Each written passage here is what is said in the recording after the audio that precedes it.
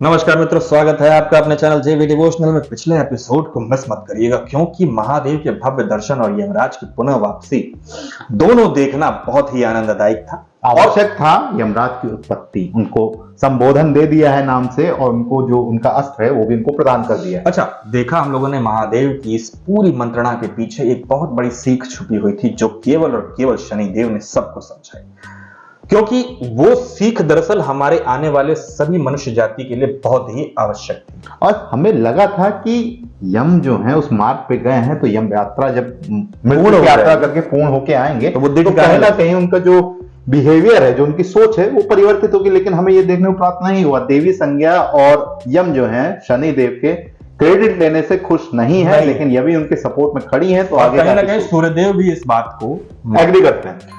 तो चलिए फिलहाल बिना विलंब के शुरू करते हैं एपिसोड 58 पार्ट 2। तुम महान हो संज्ञा। तारीफ तो संज्ञा देवी की हो रही है, लेकिन इनको जलन हो रही है, मुझे ऐसा दिख रहा है साफ साफ। देवी छाया की हो रही तारीफ। हाँ, आपको आप पर गर्व है माता। तो कहीं ना कहीं बात इनकी हो रही है, लेकिन मुझे जानती है ना कि बात किसकी हो रही है।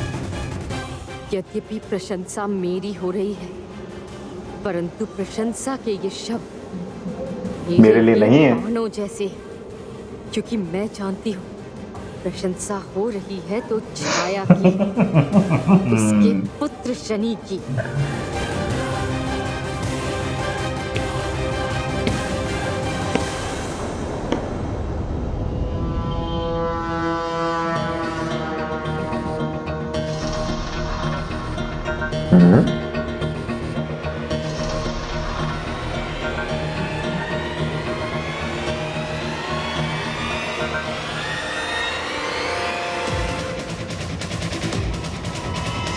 ये ना पूछ ले कौन हो तुम।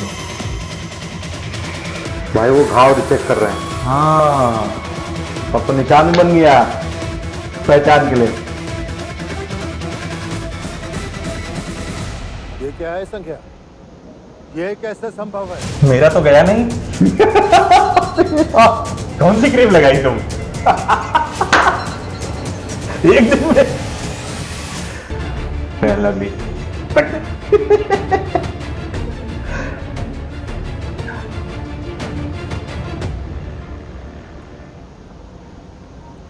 अद्भुत। मेरे प्रहार का घाव भर गया, उसका कोई चिन्ह तक नहीं। मैं बता नहीं सकता संज्ञा, मैं बहुत प्रसन्न हूं। बहुत बड़े अपराध बोध में था मैं कि मेरा प्रहार तुम पर, परंतु अब नहीं। जाओ, जाकर विश्राम करो। Scar remover.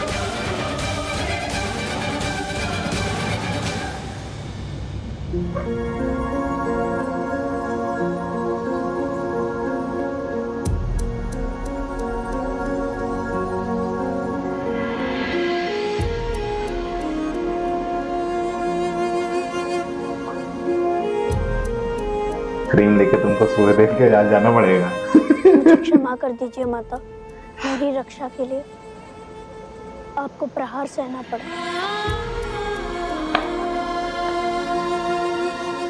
संतान की रक्षा करना हर माता का उत्तरदायित्व होता है।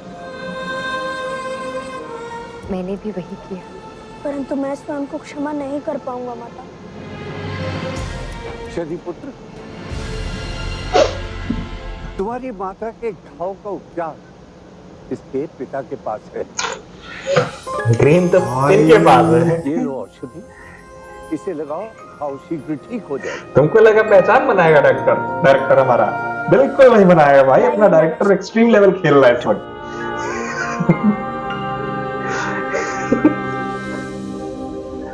ट्विस्ट रहना चाहिए ना।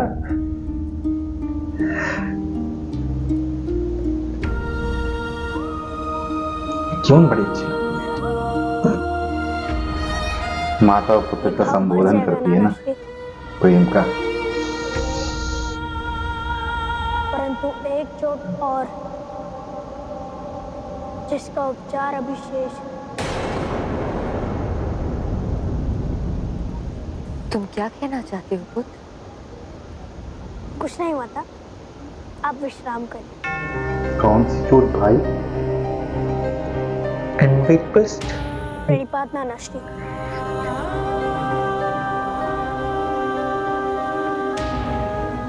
छाया पुत्र, कितनी सौभाग्यशाली हो तुम कि स्वयं शनि तुम्हारा उपचार कर रहा है। भाग्यशाली तो निश्चित हूँ मैं देव।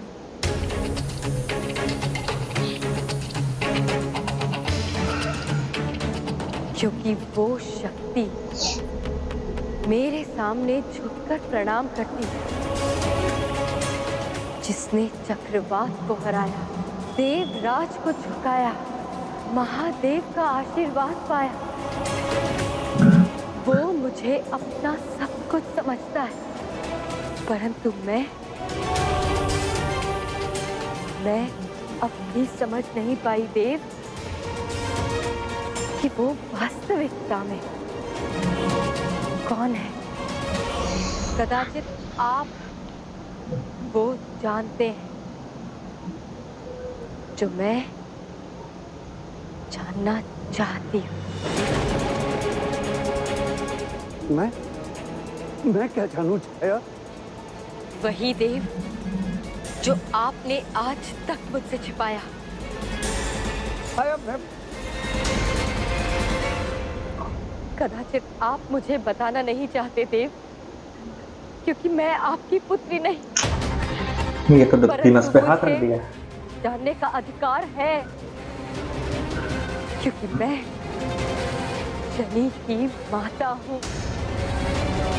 आज मैं अपने प्रश्न का उत्तर लिए बिना आपको जाने नहीं दूंगी। वाह, हट पुत्री।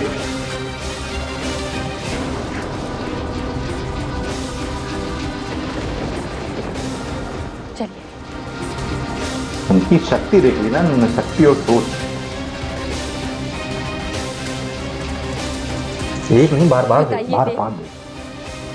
मैं विवश हूँ छाया, मुझ पर महादेव का बंध है। तो आपको उन्हीं महादेव की सौगंध दे।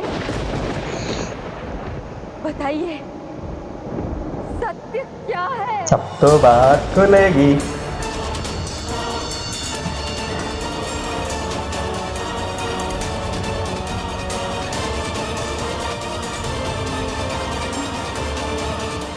सत्य बताने से पूर्व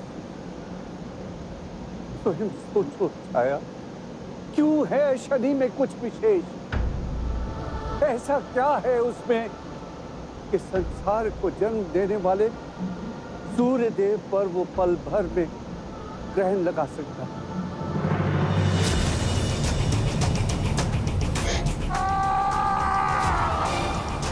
क्या शक्ति है उसमें?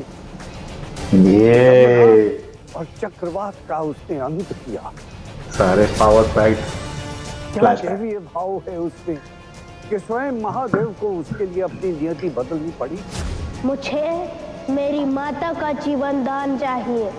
मैं तुम्हारी मनोकामना पूर्ण करता हूँ शनि। तथास्तु, तथास्तु।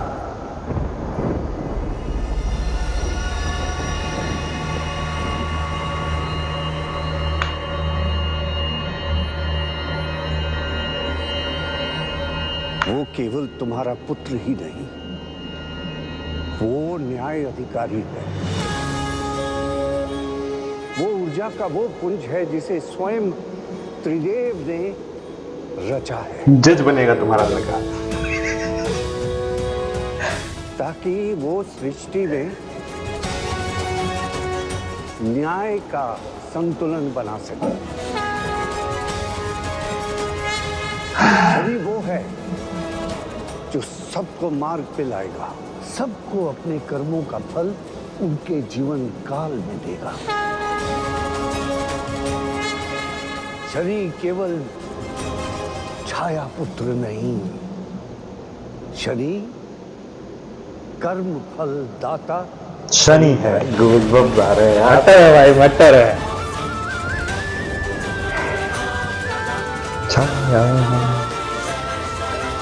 विश्वासघात किया है व्यक्तगण ने मेरे साथ, और अब शनि कभी मेरा विश्वास नहीं करेगा, कभी नहीं। शुक्राचार्य तेतेसुर को बचा होना चाहिए था। जब काटते कैची से तो मजा आता। आज से तुम्हारा वेदा, तुम्हारे पंख मेरे बचने।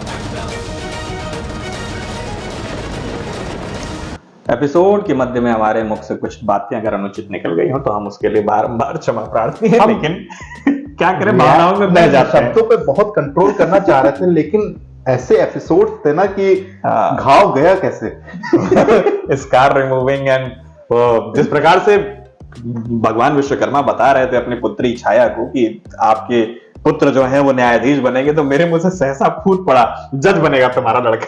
तो देवी छाया के लिए, अब सोचिए किसी माता के लिए जब उनको पता हो कि इनका जो जीवन है कितना सर्वोपरि है, दरअसल किस उपाधि के लिए इनका जन्म हुआ है, वो भी उनके पुत्र था, तो न्यायाधीश की गर्व होता है। न्यायाधीश की जो उपाधि होती है वो बहुत ही इनसिक्योर्ड उपाधि होती है। इनसिक्योर्ड उपाधि का मतलब ये, असुरक्षित उपाधि का मतलब ये कि आप जब न्याय करने बैठते हैं तो ना आप किसी के पक्ष में हो सकते हैं, ना आप किसी के विपक्ष में हो सकते हैं। विरक्त होना पड़ता है, जैसा कि आपको दोनों जगहों से शून्य की स्थिति में आकर के दोनों पक्षों को सोचना होता है।